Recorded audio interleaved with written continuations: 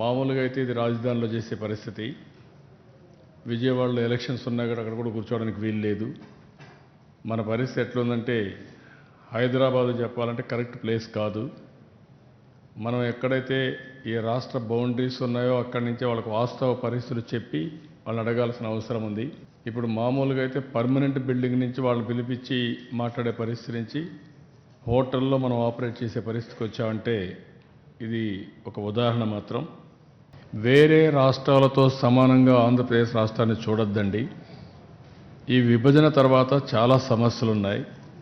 మళ్ళీ అభివృద్ధి జరగాలంటే అన్ని రాష్ట్రాలతో సమానంగా లెవెల్ ప్లేయింగ్ ఫీల్డ్ వచ్చే వరకు అది 5 సంవత్సరాలు పట్టచ్చు, 10 సంవత్సరాలు పట్టచ్చు, 15 సంవత్సరాలు పట్టచ్చు, అంతవరకు సహకరించాలి. ఆ సహకారంలో మీరు సహకరించమని వారిని మేము కోరాం. అది కూడా గెస్టేషన్ పీరియడ్ ఒక 15 సంవత్సరాలు 20 సంవత్సరాలు పడుతుంది. Government of Andhra Pradesh, government of India, అదే మరి ప్రైవేట్ ఇన్వెస్ట్మెంట్లు దగ్గర 13,50,000 కోట్ల రూపాయలు 56 సంవత్సరాల్లో ఖర్చు పెట్టారు. అవన్నీ పెట్టారు కాబట్టి ఈరోజు హైదరాబాద్లో ఆదాయం పెరిగింది, సంపద పెరిగింది. అలాంటి రాష్ట్రం ఒక రాజధాని కావాలంటే మళ్ళీ కనీసం 4-5 లక్షల కోట్లు అవుతుంది. దీంట్లో 1,02,000 కోట్ల రూపాయలు వీరిని సహాయం చేయమని ఫైనాన్స్ కమిషన్కి కోరాం. అదే మరిగా స్పెషల్ గ్రాంట్ ఇన్ ఎయిడ్ మామూలుగా ఇచ్చే దీంట్లో మనకు వచ్చే వాటా మనకు వస్తుంది. ఆ వాటా కాకుండా నామ్స్ ప్రకారం ఇచ్చేది కాకుండా ఒక స్పెషల్ గ్రాంట్ ఇన్ ఎయిడ్ 41,500 కోట్ల రూపాయలు ఈ ఫైనాన్స్ కమిషన్ ద్వారా ఇమ్మని రిక్వెస్ట్ చేశాం. గవర్నమెంట్ ఆఫ్ ఇండియా నుంచి మొత్తం వచ్చిన ఆదాయంలో ఇప్పుడు 32% మాత్రం అన్ని రాష్ట్రాలకి పంచుతారు. అది కాకుండా 50% ఇంక్రీజ్ చేయమన్నాం. 32% నుంచి 50% ఇంక్రీజ్ చేసి అన్ని రాష్ట్రాలకు పంచమని చెప్పి కోరాం. ఈ నేషనల్ సేవింగ్స్ రీపేమెంట్ మొత్తం హైదరాబాద్ తీసుకున్నాం. ఇప్పుడు జనాభా ప్రకారం 2 రాష్ట్రాలు పంచుకోమంటున్నారు. అట్లా కాకుండా ఏ ప్రాంతంలో ఉండేటి ఆ ప్రాంతంలో పంచుకుంటే బాగుంటుందని ఒకటి. రెండోది 2017-18 నుంచి రీపేమెంట్ షెడ్యూల్ స్టార్ట్ అవుతుంది. ఇంత మునుపు 25 సంవత్సరాలు ఉండేది 15 సంవత్సరాలు తగ్గించారు. దానివల్ల కూడా ఇబ్బంది ఉంది. దీనిపైన కూడా యాక్షన్ తీసుకోమని చెప్పి కోరాం.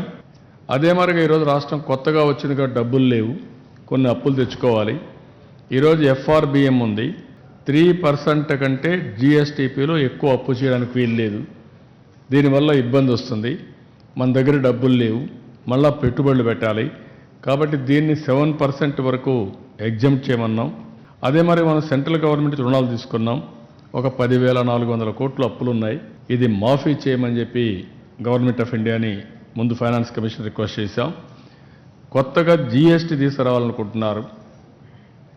ఆ GST తీసుకొస్తే ఇంటర్ స్టేట్ ట్యాక్సేషన్ కూడా ఒక పద్ధతి ప్రకారం మొత్తం దేశానికంతా యూనిఫామ్ ట్యాక్సేషన్ పాలసీ వస్తుంది. CST కూడా పోతుంది, ఒక GSTనే ఉంటుంది. దీనిపైన మేము వెల్కమ్ చేస్తూనే ఒక 5 సంవత్సరాలు నష్టం వస్తే ఆ నష్టాన్ని కేంద్ర ప్రభుత్వం భరించేట్టుగా రికమెండ్ చేయమని, పెట్రోలు, పొగాకు ఇలాంటివన్నీ కూడా దీంట్లో ఎగ్జామ్ట్ చేయండి. దాన్ని మినిమం కానీ మ్యాక్సిమం కానీ GST వేసుకునే అధికారం రాష్ట్ర ప్రభుత్వాలకు ఇవ్వాలని చెప్పి చాలా స్పష్టంగా వారిని కోరాం. మనకు కరువు ఒక పక్క వస్తుంది, ఇంకో పక్క సైక్లోన్ విపరీతంగా వస్తుంది. ఈ నేచురల్ కెలామిటీ పైన ఇప్పుడు ఇచ్చే డబ్బుల్ని డబల్ చేయమని. ఇది కాకుండా ఫైనాన్స్ కమిషన్ మేము కోరింది స్పెషల్ కేటగిరీ స్టేటస్ ఇమ్మీడియట్గా మీరు కూడా రికమెండ్ చేయండి. Special development fund Rayalaseema special package కూడా రాయలసీమ 4 జిల్లాలు, ఉత్తరాంధ్ర 3 జిల్లాలకు ఇస్తామన్నారు. అది కూడా ఒక 24,000 కోట్లు 25,000 కోట్లు మనం రికమెండ్ చేశాం. మూడోది ఇండస్ట్రీస్కి స్పెషల్ ఇన్సెంటివ్స్, అది కూడా ఇమ్మీడియట్గా వీళ్ళని కూడా రికమెండ్ చేయమని కోరాం. మన వాళ్ళు మొత్తం డేటా ఇచ్చారు, మనం కూడా డేటా అంతా ఇచ్చాం. ఈరోజు ప్రజెంటేషన్ చేశాం. వాళ్ళ అభిప్రాయాలు కూడా వాళ్ళు పాజిటివ్గా చెప్పారు. మేము ఈ రాష్ట్రం యొక్క ప్రత్యేక పరిస్థితిని అర్థం చేసుకున్నాం. మాకు శక్తి వంచన లేకుండా ఏం చేయాలో అన్నీ చేస్తాను హామీ ఇచ్చారు. వాళ్ళు అక్టోబర్ నెల లోపల వాళ్ళు ఫైనల్ రిపోర్ట్ ఇస్తారు. ఫైనల్ రిపోర్ట్ ఇచ్చినప్పుడు మీకు తెలుస్తుంది. సార్ డెలివరీ అయిన తర్వాత మగబిడ్డ ఆడబిడ్డ.